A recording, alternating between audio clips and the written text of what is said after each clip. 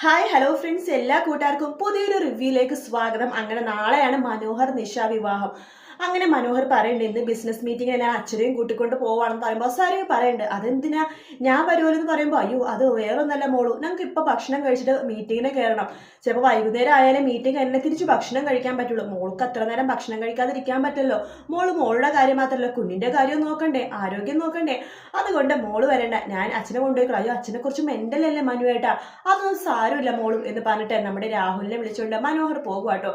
രാഹുലിനാകെ ദേഷ്യം വരുന്നുണ്ട്. മനോഹർ പറയുന്നുണ്ട് താരനെ പറഞ്ഞ് പേടിപ്പിച്ചിട്ട് മനോഹർ രാഹുലിന്റെ വണ്ടിയിലേക്ക് കയറ്റുവാണ്.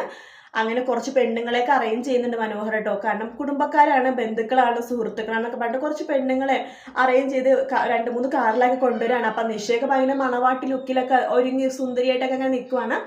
മനു വരുമ്പോഴേക്കും മനുവിന് ഒരുപാട് പേര് സ്വീകരിക്കണൊക്കെ ഉണ്ട്. അതിനുശേഷം മനു രാഹുലിനെ കൈപിടിച്ച് അകത്തേക്ക് കയറുമ്പോഴേക്കും നമ്മുടെ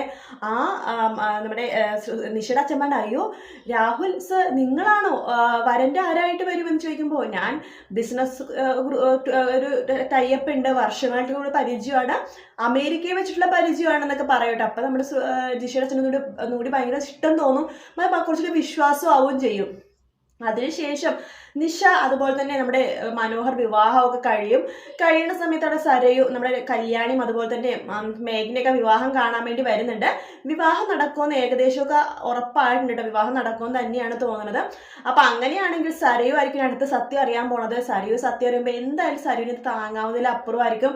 മനോഹർ വേറെ എന്ത് തെറ്റ് ചെയ്താലും സരയുവിന് കുഴപ്പമില്ല. അമേരിക്ക സ്ഥലവും ഇല്ലെങ്കിലും കൊറിയയിലും ജപ്പാനിലും സ്ഥലവും ഇല്ലെങ്കിൽ പോലും മനോഹർ വേറൊരു പെണ്ണിന്റെ പുറകെ പോയി എന്ന് പറഞ്ഞാൽ സരയു ഒരിക്കലും സഹിക്കില്ല. അതുകൊണ്ടാണല്ലോ കിരണായിട്ടുള്ള ബന്ധം സരയു വേണ്ടെന്ന് വെച്ചത്. കാരണം കിരൺ കല്യാണിയുടെ പുറകെ നടക്കുന്നത് പറഞ്ഞിട്ടാണല്ലോ കിരണെ വെറുക്കാൻ തുടങ്ങിയത്. അതുപോലെ തന്നെയായിരിക്കും ഇവിടെ സംഭവിക്കുന്നത്. കാത്തിരുന്ന് കാണാം. വീഡിയോ ഇഷ്ടപ്പെട്ടെങ്കിൽ ലൈക്ക് ചെയ്യുക, സബ്സ്ക്രൈബ് ചെയ്യുക, കമന്റ് ചെയ്യുക.